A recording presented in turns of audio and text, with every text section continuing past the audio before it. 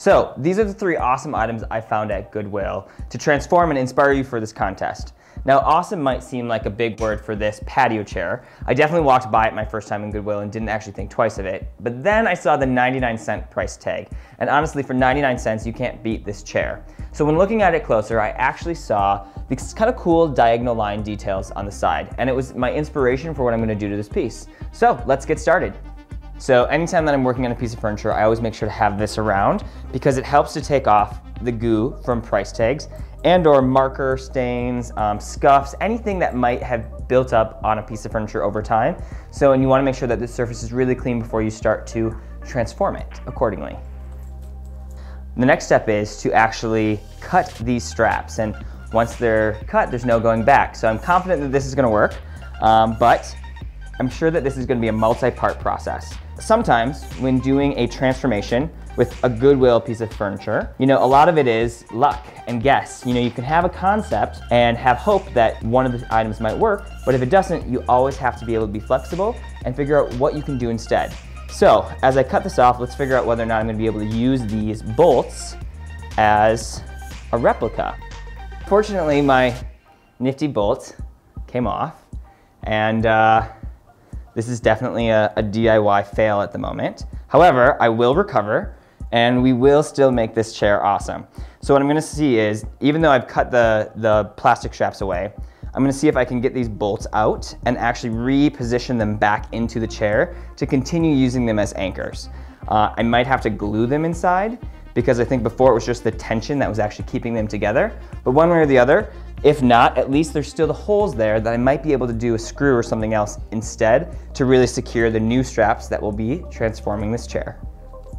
So now what we're left with is this little plastic nail, and this fits right back into these holes within this metal frame. So my hope is, you can kind of see there's 4 along top here, 4 along the bottom. My hope is that I can use these as a means to actually secure the leather straps that I'm gonna be wrapping around this frame. But first I'm gonna finish cleaning this, and then spray painting it is next. So now that this frame is cleaned, we've removed the back straps, I'm gonna get started on painting it. So one of my favorite paints to use is Rust-Oleum because it's a painter and primer in one. So it works on plastic, it works on wood, it works on metal. I'm definitely reading this right off the can so you know it's true.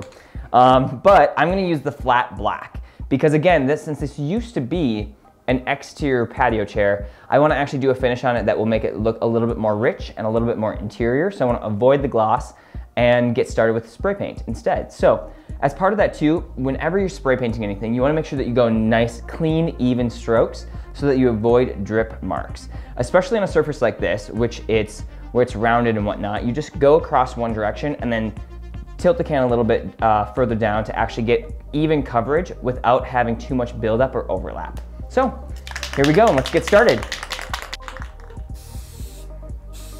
So at this point, I've completed the spray painting portion of this chair. So it has a really nice, even matte black finish, which is a great improvement compared to the really high gloss kind of plastic look it had previously when it was originally a patio chair. So now that the chair's had enough time to dry, we're actually gonna start creating the back part of it. So for the back, I'm using this leather string. I chose this because there's a lot of tension to it. And as I wrap this around the frame, I wanna make sure that it creates enough support for somebody that when they're actually sitting in the chair, it stabilizes them and it's comfortable as well. So I'm actually just using this string and going to loop it around the top and bottom frames of this chair. All right, so I'm just finishing up knotting all of these leather straps. So as you know, of course, we had the big plastic ones before. We cut those away, and I've looped this leather string from top to bottom in kind of a crisscross diagonal pattern that's reminiscent of this detail on the side.